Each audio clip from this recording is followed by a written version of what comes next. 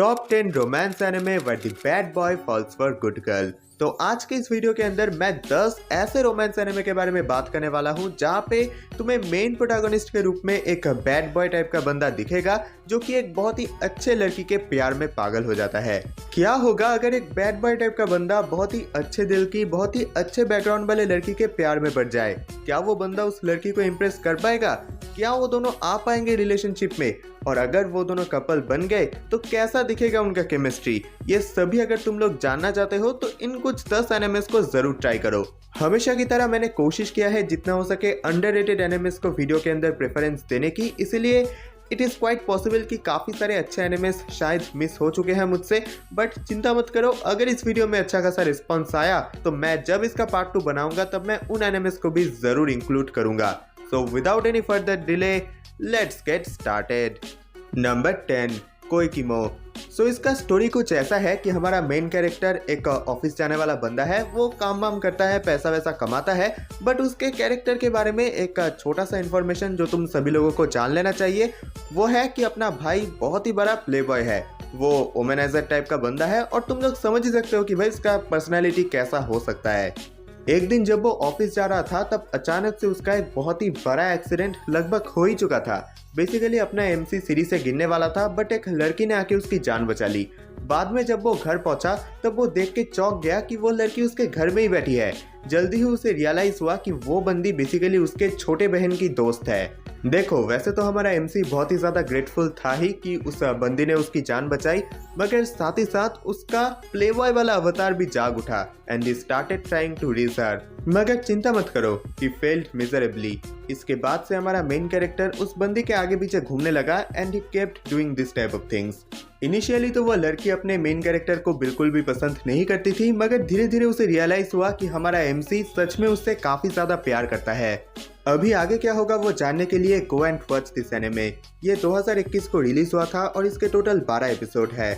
इसे एनिमेट किया है स्टूडियो नोमैड ने और इसे माय एनिमे लिस्ट में 7.1 की रेटिंग मिली है। Number 9 today we start our love. Hibino Tsubaki एक बहुत ही काइंड हार्टेड, शाई और थोड़ा ओल्ड फैशन टाइप की लड़की है और वो हमारी तरह बिगड़ेल बिल्कुल भी नहीं है। वो मम्मी पापा की सभी बातें मानती है।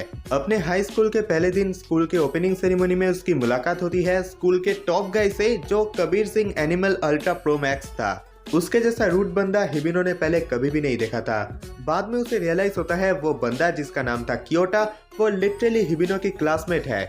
और भी बड़ा झटका तब लगता है जब उन्हें यह बात पता चलता है कि वो दोनों का ही सरनेम है सुबाकी।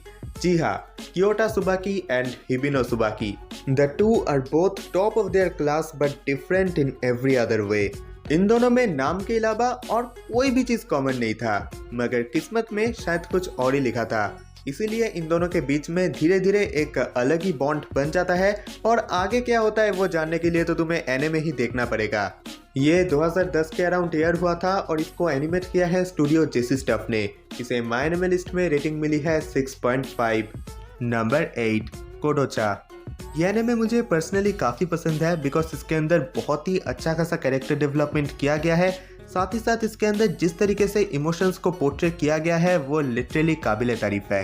Basically this series follows the life of a child actress and her interactions with A troubled boy. अगर मैं सीधे भाषा में कहूँ तो this anime is literally a roller coaster of emotions.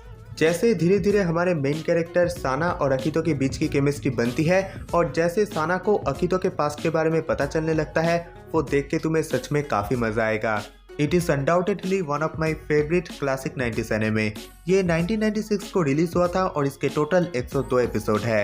I know तुम में से काफ़ी लोगों को ये एनिमे थोड़ा लंबा तो लग सकता है, बट सच कहूँ तो every episode is worth of watching. इसे एनिमेट किया है स्टूडियो गैलोप ने और इसे माय एनिमे लिस्ट में 8 की रेटिंग मिली है। Number 7 sing yesterday for me. सच कहूँ तो ये एनिमे मुझे काफ़ी पसंद है और मुझे लगता है अगर तुम लोग इसे देखोगे तो तुम्हें भी ये काफ़ी पसंद आएगा। हमारा मेन कैरेक्टर है रिको नाम का एक बंदा जो बेसिकली कॉलेज ग्रेजुएट है, मगर ग्रेजुएशन के बाद भी उसके पास कोई अच्छा खासा फिक्स्ड नौकरी नहीं है। बेसिकली एक छोटे से कन्वीनियंट स्टोर में वो पार्ट टाइम जॉब करता है, इसीलिए अपने लाइफ से वो बहुत ही ज़्यादा फ्रस्ट्रेटेड है। वो अपने आप को हमेशा लूजर समझता है। एक दिन उसकी मुलाकात होती है हारू नाम की एक बंदी से जिसकी उसने कुछ साल पहले काफ़ी मदद किया था। बेसिकली इसी वजह से हारू रिकुओ को काफ़ी लाइक करती थी। आई थिंक तुम सभी को ये एनिमे ज़रूर ट्राई करना चाहिए। इसे देखने के बाद तुम्हें सच में ये चीज़ रियलाइज़ होगा कि love can even heal the deepest wounds.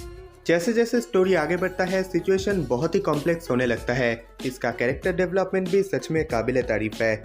इसे एनिमेट किया है स्टूडियो डोगाकोबो ने और ये बेसिकली 2020 को रिलीज हुआ था। इसके टोटल 12 एपिसोड है।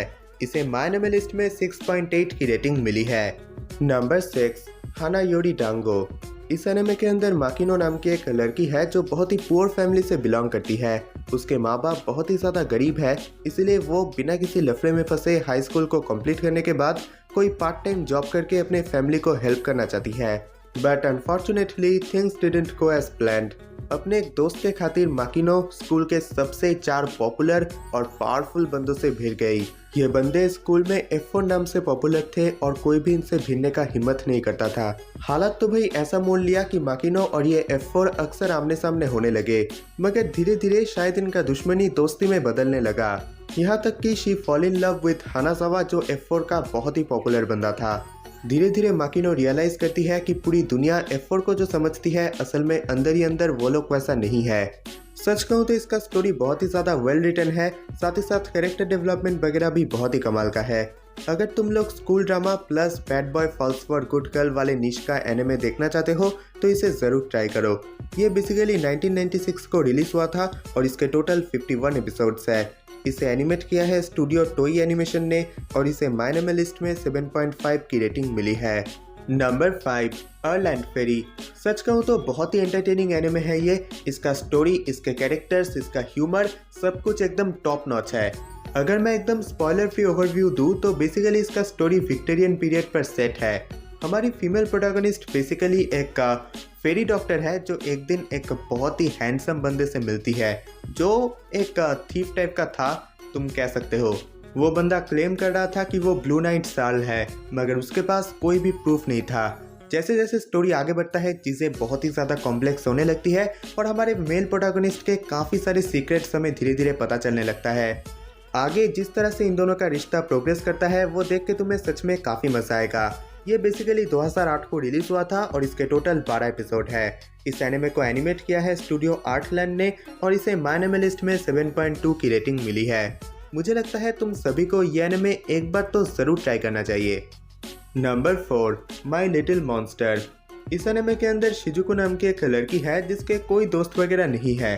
वो हमेशा अकेला रहती है और उसे कोई फर्क नहीं पड़ता कि उसके आसपास क्या हो रहा है।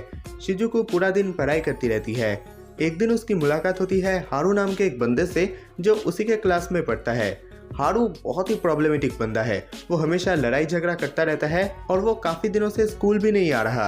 After a great turn off events ये दोनों दोस्त बन गए, मगर धीरे धीरे इनका दोस्ती एक अलग ही रूप लेने लगा। धीरे धीरे इन्हें रियलाइज हुआ कि how much important they really are for each other. देखा जाए तो हारू और शिजुको के बीच में कोई खास डिफरेंस नहीं है। दोनों की ही जिंदगी में कोई दोस्त वगैरह नहीं है and both of them don't know the essence of friends and relationship. जिस तरह से पूरा एनिमे प्रोग्रेस करता है और जिस खूबसूरती से धीरे धीरे कैरेक्टर डेवलपमेंट होता है वो सच में काबिल तारीफ है। आई थिंक तुम सभी लोगों को ये एनिमे ज़रूर ट्राई करना चाहिए। ये बेसिकली 2012 में रिलीज हुआ था और इसके टोटल 13 एपिसोड्स है। इसे एनिमेट किया है स्टूडियो ब्रेन स्पेस ने और इसे माय एनिमे लिस्ट में 7.4 की रेटिंग मिली है। Number 3, wolf girl and black Prince.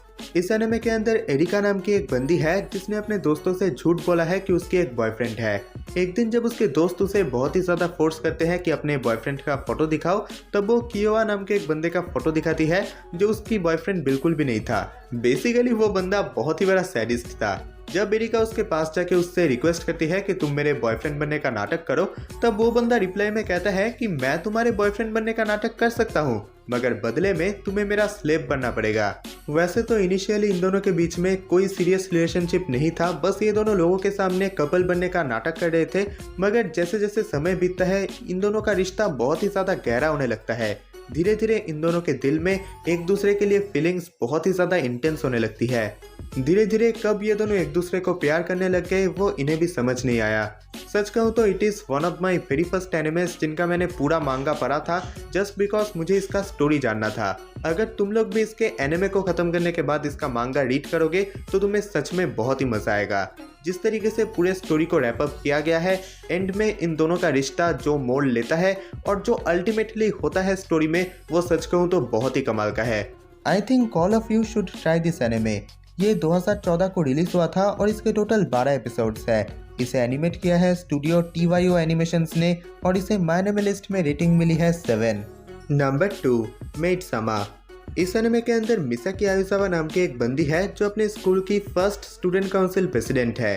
वो बहुत ही ज़्यादा इंटेलिजेंट है, बहुत ही ज़्यादा स्मार्ट है और वो स्कूल में एकदम प्रॉपर डिसिप्लिन लाना चाहती है। ये स्कूल पहले ऑल बॉय स्कूल था, मगर हाल ही में ये कोएड स्कूल बन चुका है। मिसाकी को लड़के खास पसंद नहीं है क्योंकि जब वो छोटी थी तब उसके मम्मी ने उसके पापा को छोड़ दिया था। ऑल्दो मिसाकी ने स्कूल के अंदर अपना एक बहुत ही स्ट्रॉन्ग पर्सोना बना के रखा था, मगर उसकी एक सीक्रेट थी जो वो किसी को भी बताना नहीं चाहती थी। बेसिकली वो एक कैफे में मेट का काम किया करती थी, मगर एक दिन स्कूल का सबसे पॉपुलर बंदा जो काफ़ी बड़ा प्लेबॉय था वो उसके कैफे में आ गया। एंड यस, उसे वो सीक्रेट पता चल गया जो मिसाकी इतने दिनों से छुपाने की कोशिश कर रही थी। इसके बाद वो हर रोज उस कैफे में आने लगा और तरह तरह से मिसाकी को टीज करने लगा। धीरे धीरे they started having feelings for each other. देखते ही देखते उनका रिश्ता बहुत ही ज़्यादा गहरा हो गया। आई थिंक तुम सभी लोगों को ये एनिमे ट्राई करना चाहिए क्योंकि इसके अंदर जिस तरीके से इमोशंस के अलग अलग एंगल को एक्सप्लोर किया गया है, साथ ही साथ जिस तरीके से ह्यूमर को यूज़ किया गया है, वो सच में काबिले तारीफ है। I think all of you should watch this anime. ये 2010 को रिलीज हुआ था और इसे एनिमेट किया है स्टूडियो जेसी स्टफ ने। इसके टोटल 26 एपिसोड है। इसे माय एनिमे लिस्ट में 8 की रेटिंग मिली है।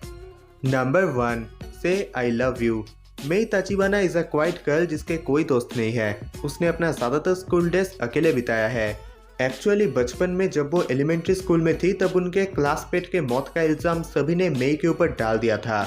Because of this Mei kind of depression में चली गई और उसने पूरे दुनिया से अपने आप को आइसोलेट कर लिया। मगर एक दिन मेई की मुलाकात हुई यामाटो नाम के एक बंदे से जो स्कूल का सबसे पॉपुलर लड़का था। मेई को देखते ही यामाटो स्टार्टेड लाइकिंग हर।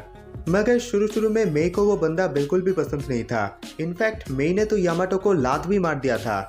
ऑल्दो यामाटो उसे अप्रोच करता रहा और धीरे धीरे उनके बीच में एक बहुत ही गहरा बॉन्ड बन गया। यामाटो मेई के लिए कुछ भी कर सकता था। जिस तरीके से उन दोनों का रिश्ता आगे बढ़ा वो देख के मुझे तो पर्सनली बहुत ही मज़ा आया था। काफ़ी अच्छा खासा ह्यूमर है इसके अंदर और कैरेक्टर डेवलपमेंट भी बहुत ही तगड़ा है। ये 2012 को रिलीज हुआ था और इसके टोटल 13 एपिसोड्स है। इसे एनिमेट किया है स्टूडियो जेक्सस ने और इसे माय एनिमे लिस्ट में 7.4 की रेटिंग मिली है। आई थिंक तुम सभी लोगों को ये एनिमे ज़रूर ट्राई करना चाहिए। सो आज के इस वीडियो को यहाँ पर ही खत्म करते हैं। अगर टॉप 10 एची एनिमेस की रिकमेंडेशन पाना चाहते हो तो स्क्रीन के ऊपर दिख रहे वीडियो के ऊपर क्लिक करो।